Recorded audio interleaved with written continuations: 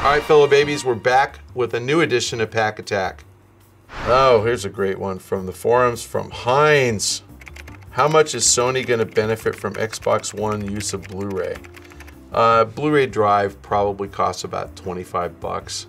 And in that 25 bucks, there's probably a royalty of about 2 or 3 bucks. So you're probably talking about $2 or $3 of royalty times 10 to 15 million consoles a year, 75 million lifetime if they perform as well as the Xbox, if the Xbox One performs as well as the Xbox 360, more if it performs better, less if it performs worse. So somewhere between 150 and 250 million is a good range. So a nice thing for Sony. It's one of the reasons that they went through all that pain of creating the Blu-ray technology and creating a license mechanism. Not enough to actually, move the needle, but it'll help their profitability. Question from Twitter from @BlueX610. With Drive Club being free with PlayStation Plus, do you think it was a smart move considering Gran Turismo 6 is just around the corner? I think that kind of speaks volumes about Drive Club. I mean, I don't think that it looks like that great a title. Again, I'm so not a racing guy, so for me, the games that are the best are the games that are really good sims. So I like Forza, I like Gran Turismo just because the cars look so great. I'm a 911 driver, so I actually care if it feels like you're driving the car right. Drive Club looked really stupid to me, but again, that's why I'm not a game reviewer. So nobody should ever rely on my opinion about a game in deciding whether to buy one, because I am a consumer just like you guys. But I have a feeling they're giving it away because they perceive that they aren't going to sell that many units anyway, so let's give it away. High perceived value as a launch title and good driver for PlayStation Plus. Something that the gaming press picked up on but didn't really make a big deal out of is that you pretty much have to join PlayStation Plus if you want to play multiplayer anyway. Drive Club is going to be a multiplayer game, so that's one title. I think they want to hook you on multiplayer. Obviously, Call of Duty is going to require multiplayer. A lot of FIFA players play multiplayer, so I think PlayStation Plus is going to get a ton of subscribers. But that's a new thing for Sony. They've had it for a while, but not that many paying members.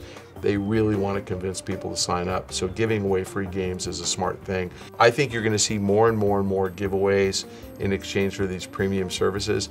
And I think giving away old games is great. If you've never played them before, they're new to you. I think that's smart. I think Sony with Drive Club is smart. So again, I don't have high hopes for Drive Club as a game, but I think anything given away free is good for gamers, good for the industry, good for the manufacturers ultimately. So good question. From Run and Gun. I know that you provide to your clients, I'm not speaking clearly, I apologize. I know what you provide to your clients is more detailed explanations than is provided in your web show, but is there any concern at all that you may provide too much, quote, free advice, unquote, and that clients will no longer want to pay money for your reports? None whatsoever. You probably actually don't understand what I do and get paid for. I write reports more to just pique their interest, and once they're interested in hearing what I have to say, we actually get paid for follow-up conversations with clients. I think when I tell you guys things like, Wii U's gonna fail, that doesn't actually tell a client why, exactly what Nintendo's going to spend on it, exactly what that's going to do to their earnings and what that's going to do to the stock price. I rarely go through a detailed analysis of the impact of any of these things on stocks. What I actually get paid for is to help clients better understand the industry, understand what the companies are likely to say or do in the future.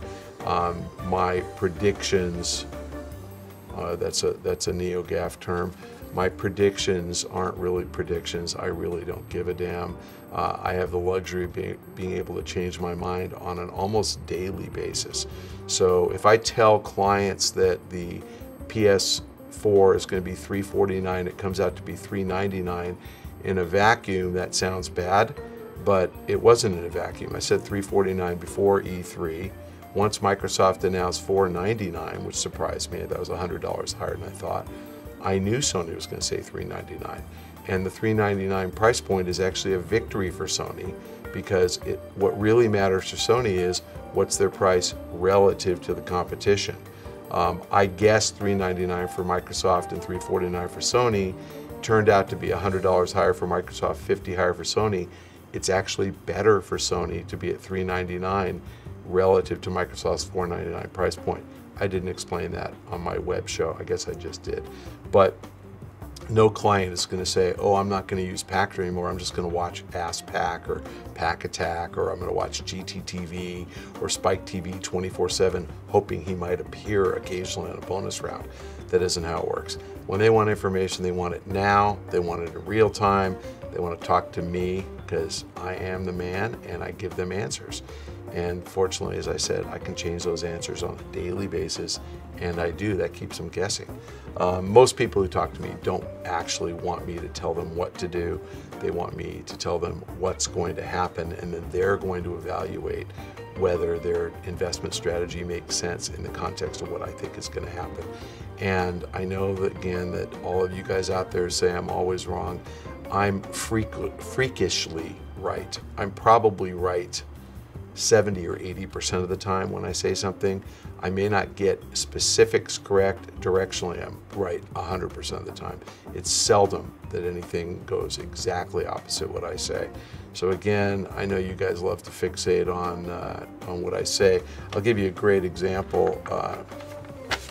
Here's an MPD report, which we don't send to the press.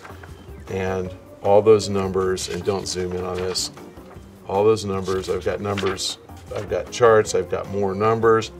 These are all output for my clients, all based on guesses that I made. And I publish stuff like this. I think I skipped the page. I publish stuff like this every day, about 350 notes like this a year. So who cares? If I guess what it's going to be and it comes out different, they don't care. They care what I think is going to happen now. Now that we have the data, what does that mean? So no, I'm not concerned at all about providing free advice. And oh, the last thing about how I get paid, if any of you out there have ever eaten in a restaurant, ask the waiter how they get paid. And they get paid for providing great service, and they get paid after the fact. So a great waiter gets a bigger tip than a crappy waiter. That's how I get paid. I get paid after I help people to make money. So for me, it's a relationship thing. It takes a long time to build a relationship. Apparently, I'm better at it than most of the guys who do what I do, because I've been around doing it for 13 years, which is a lot longer than most of the guys who do what I do. Thanks for the question, Run and Gun. All right, fellow babies, if you have a question, please submit them to the Ask Pack link below, or submit them to me on Twitter at Michael Pachter.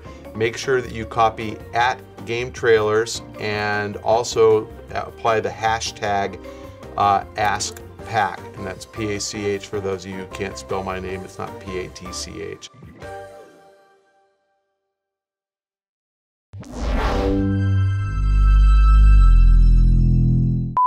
It's amazing to me, Jerry. The Google Glass, did he buy that, or did they just loan it to him? I think they loaned it to him. Yeah, I don't think they're commercial yet. Yeah, because he's been promoting it everywhere. Yeah, he was all over it. He's like, okay, recording